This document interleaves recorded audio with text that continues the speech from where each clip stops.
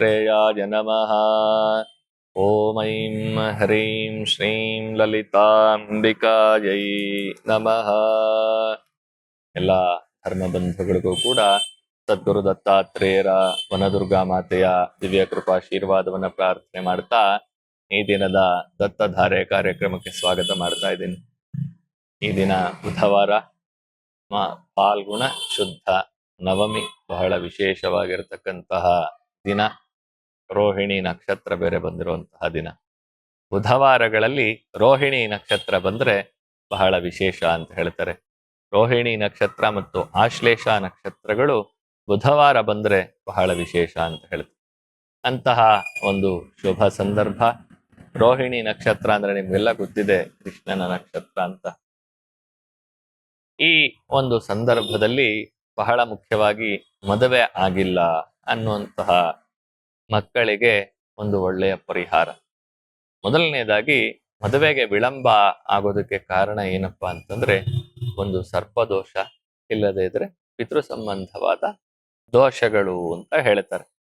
ಪಿತೃ ಸಂಬಂಧವಾದ ದೋಷಗಳು ಬಂದಾಗ ಏನ್ ಮಾಡ್ಬೇಕು ಅನ್ನೋದು ಎಷ್ಟೋ ಜನಗಳಿಗೆ ಗೊತ್ತಿಲ್ಲ. ಪಾಪ ಗೋಕರ್ಣಕ್ಕೆ ಹೋಗ್ತಾರೆ, ಶ್ರೀರಂಗಪಟ್ಟಣಕ್ಕೆ ಹೋಗ್ತಾರೆ, ಸಂಗಮಕ್ಕೆ ಹೋಗ್ತಾರೆ, ಏನೇನ್ ಬೇಕೋ ಎಲ್ಲ ಮಾಡ್ತಾರೆ. ಎಲ್ಲ ಮಾಡಿದ್ದಾದ್ಮೇಲೂ ಕೂಡ ಮನೆಯಲ್ಲಿ ಮದುವೆ ಆಗ್ತಾ ಇಲ್ಲ, ಮಂಗಳ ಕಾರ್ಯಗಳು ನಡೀತಾ ಇಲ್ಲ, ಏನ್ ಮಾಡ್ಬೇಕು ಅಂತ ಹೇಳಿ ಸಾಕಷ್ಟು ಜನ ಯೋಚನೆ ಮಾಡ್ತೀರಿ. ಅಂತಹ ಒಂದು ಸಂದರ್ಭದಲ್ಲಿ ಈ ಒಂದು ರೋಹಿಣಿ ನಕ್ಷತ್ರ ಬಂದಾಗ ಯಾವುದಾದ್ರೂ ಕೃಷ್ಣನ ದೇವಸ್ಥಾನ, ವಿಷ್ಣುವಿನ ದೇವಸ್ಥಾನಕ್ಕೆ ಹೋಗಿ, ವಿಷ್ಣು ಸಂಬಂಧವಾದ ದೇವಸ್ಥಾನಗಳಿಗೆ ಹೋಗಿ ಅಲ್ಲಿ ಪ್ರಾರ್ಥನೆಯನ್ನ ಮಾಡಿ.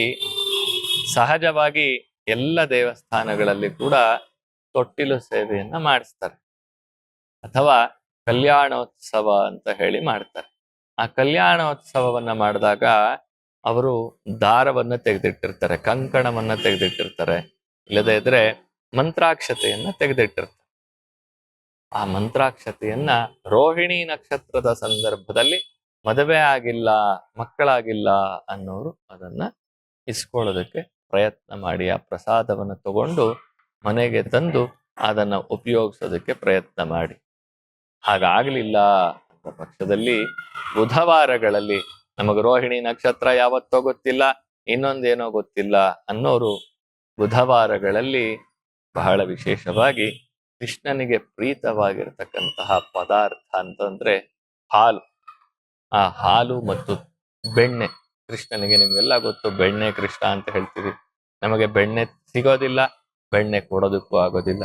ಅದರಿಂದ ಹಾಲು ಮತ್ತು ತುಪ್ಪ, ಈ ಎರಡು ಪದಾರ್ಥಗಳನ್ನ ತಗೊಂಡು ಹೋಗಿ ವಿಷ್ಣು ಸಂಬಂಧವಾದ ಸಾನ್ನಿಧ್ಯಗಳಲ್ಲಿ ಕೊಡೋದಕ್ಕೆ ಪ್ರಯತ್ನ ಮಾಡಿ.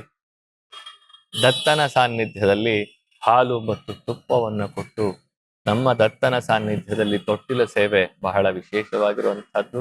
ಇಲ್ಲಿ ಬಂದು ದತ್ತನಿಗೆ ತೊಟ್ಟಿಲು ತೂಗಿ 6 ರೂಪಾಯಿನಿಟ್ಟು ಪ್ರಾರ್ಥನೆ ಮಾಡ್ಕೊಂಡು ಹೋದ್ರೆ ಸಾಕು, ಕೆಲಸ ಕಾರ್ಯಗಳನ್ನ ದತ್ತ ನೆರವೇರಿಸ್ಕೊಡ್ತಾನೆ.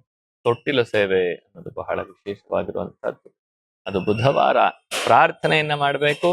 ಭಾನುವಾರಗಳಲ್ಲಿ ಸಂಕಲ್ಪ ಮಾಡಿ ಆ ಮದುವೆ ಆಗದಿರ ಇರೋಂಥವ್ರು ಬಂದು ತೊಟ್ಟಿಲು ಪೂಜೆಯನ್ನ ಮಾಡಿಸಬಹುದು.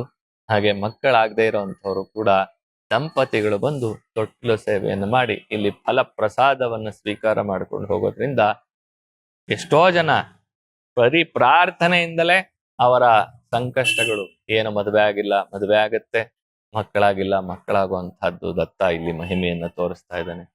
ಒಂದು ವೇಳೆ ಬರೀ ಪ್ರಾರ್ಥನೆಯಿಂದ ನಮಗೆ ಆಗ್ಲಿಲ್ಲ, ನಾವು ಮಾಡಿರೋ ಪ್ರಾರ್ಥನೆ ಫಲಿಸಲಿಲ್ಲ ಅಂತ ನಿಮ್ಗೇನಾದ್ರು ಅನ್ಸಿದ್ರೆ ತೊಟ್ಟಿಲು ಸೇವೆಯನ್ನ ಮಾಡಬಹುದು. ಭಾನುವಾರಗಳಲ್ಲಿ ತೊಟ್ಟಿಲು ಸೇವೆಯನ್ನ ಮಾಡಿ ಪ್ರಾರ್ಥನೆಯನ್ನ ಮಾಡಿಕೊಡೋದ್ರಿಂದ ಕೂಡ ಈ ಮದುವೆ ಆಗಿಲ್ಲ ಅನ್ನೋ ವಿಚಾರ, ಹಾಗೆ ಮಕ್ಕಳಾಗಿಲ್ಲ ಅನ್ನೋ ವಿಚಾರಕ್ಕೆ, ಸಮಸ್ಯೆಗೆ ಪರಿಹಾರವನ್ನ ದತ್ತ ಕೊಡ್ತಾನೆ ಅಂತ ಹೇಳಿ ತಿಳಿಸ್ತಾ ಇವತ್ತಿನ ಕಾರ್ಯಕ್ರಮಕ್ಕೆ ಮಂಗಳ ಹಾಡ್ತಾ ಇದ್ದೀನಿ.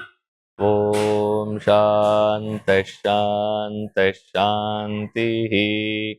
ಸದ್ಗುರೋ ದಿವ್ಯ ಚರಣಾರವಿಂದಾರ್ಪಣಮಸ್ತು.